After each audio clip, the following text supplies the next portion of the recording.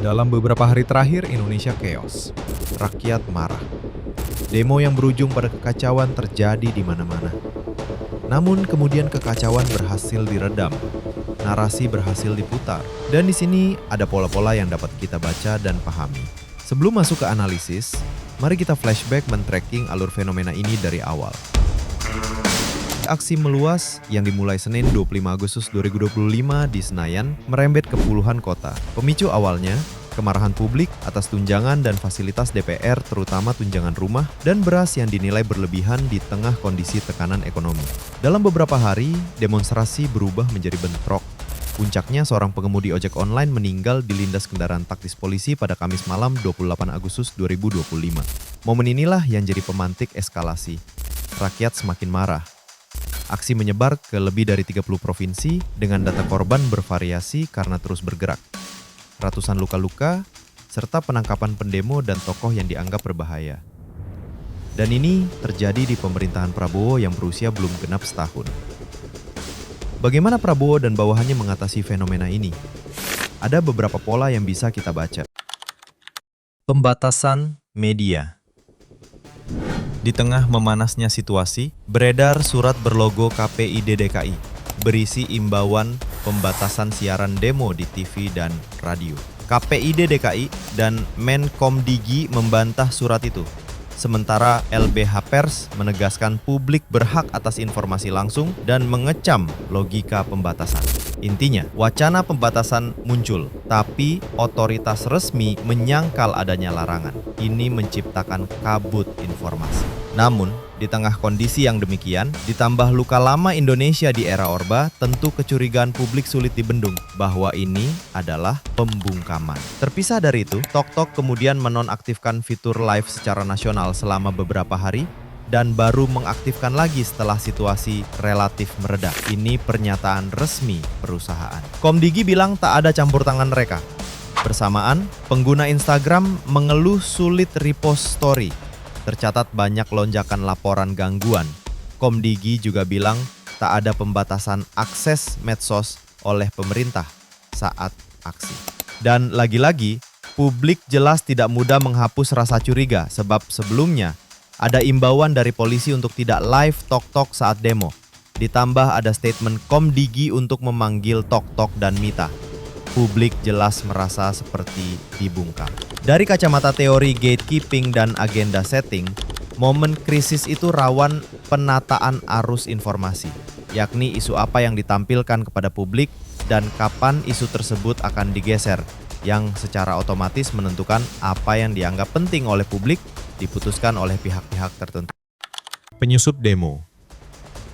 Polisi menyebut ada kelompok yang mereka sebut sebagai perusuh atau penyusup dan menangkap ratusan orang. Di lapangan, ada pula laporan aktivis dan mahasiswa ditangkap. Narasi penyusup ini sering muncul dalam pengelolaan protes di banyak negara. Banyak yang meyakini ini adalah imbas false flag operation yang dijalankan oleh aparat.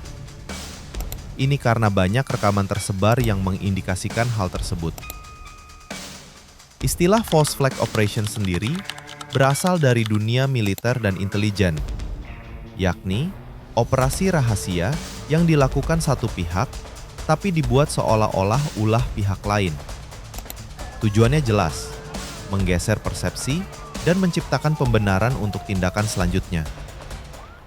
Disinilah kemudian aparat memakai framing provokator untuk delegitimasi aksi.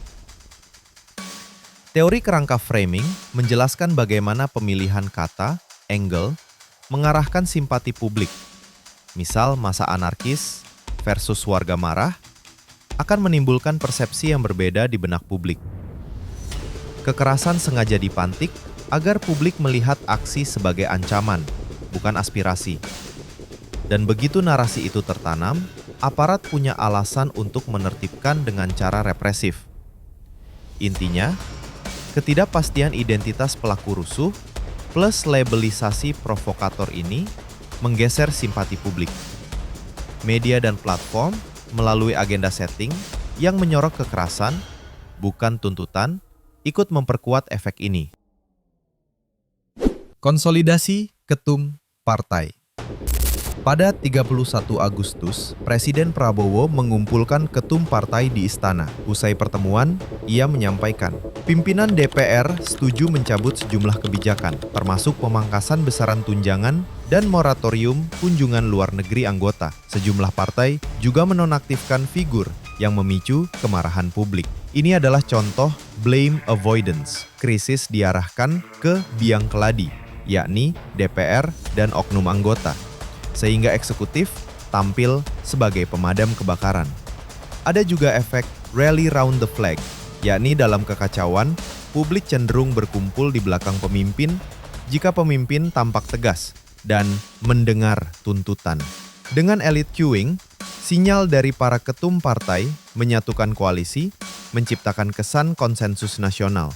Namun, risikonya, bila akarnya adalah ketimpangan dan distrust institusional, pemangkasan tunjangan hanya meredakan gejala, bukan sebab. Karena itu, meski kebijakan berbalik, aksi belum serta-merta padam. Kendali algoritma. Setelah konferensi pers, narasi medsos tampak berbelok. Konten-konten soal demo dan tuntutan rakyat relatif turun visibilitasnya, digantikan highlight soal ketegasan presiden. Ini terlihat setelah para menteri Prabowo ramai-ramai menyanjung ketegasan Prabowo di story mereka. Selain itu, ekosistem buzzer alias cyber troops yang memang terdokumentasi di Indonesia sejak pemilu-pemilu lalu, memproduksi framing, tagar, dan bandwagon cues juga berkemungkinan memiliki andil mempengaruhi persepsi mayoritas untuk ini. Dalam kerangka agenda setting dan algorithmic amplification, begitu aliran konten protes terhambat dan konten pro pemerintah dipompa, timeline medsos akan tampak bersih dari protes. Disinilah nama Riza Khalid masuk. Pengusaha migas yang lama dijuluki Gasolin Godfather itu ditetapkan tersangka oleh Kejaksaan Agung dalam perkara dugaan TPPU Pertamina dan masuk DPO di era Prabowo. Narasi pujian kepada presiden sebagai pemberantas mafia pun menguat. Di level warganet, ada spekulasi liar yang mengaitkan Riza dengan biang kerusuhan.